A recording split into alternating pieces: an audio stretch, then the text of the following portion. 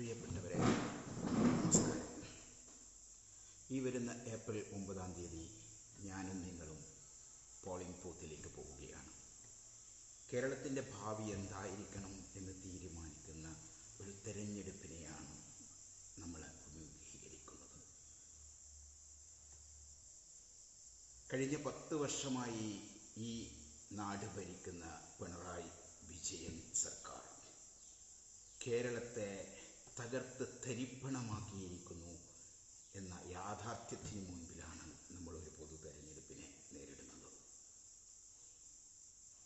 1957 മുതൽ EMS മുതൽ ഉമ്മൻചാണ്ടി വരെ കേരളം ഭരിച്ചപ്പോൾ കേരളത്തിൻ്റെ പൊതുകടം 1.7 ലക്ഷം കോടി രൂപയായിരുന്നു.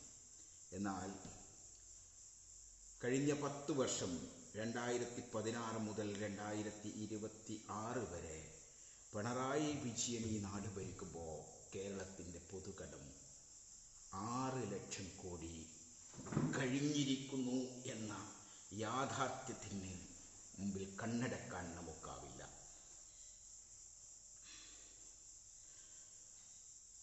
കേരളം ഇത്രയും വലിയ കടക്കെണിയിൽപ്പെട്ടത് വികസനത്തിനായി പണം ചെലവഴിച്ചത് കൊണ്ടാണ് എന്ന വിദണ്ഡവാദവുമായിട്ടാണ് സർക്കാർ മുന്നോട്ട് പോകുന്നത്.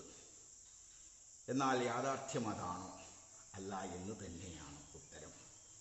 ഇക്കഴിഞ്ഞ 10 വർഷം പിണറായി വിജയൻ കേരളം ഭരിക്കുമ്പോൾ എടുത്തു പറയാനും ചൂണ്ടിക്കാണിക്കാനും ഏതെങ്കിലും ഒരു പദ്ധതി ഉണ്ടോ എന്ന് നമ്മൾ പരിശോധിക്കേണ്ടിയിരിക്കുന്നു. അങ്ങനെ പരിശോധിക്കുമ്പോൾ അങ്ങനെ ഒരു പദ്ധതിയുമില്ല എന്ന് നമുക്ക് കാണാൻ സാധിക്കും. 2011 മുതൽ 2016 വരെ ഈ സംസ്ഥാനം ഭരിച്ചത് ഉമ്മൻചാണ്ടി സർക്കാരാണ്.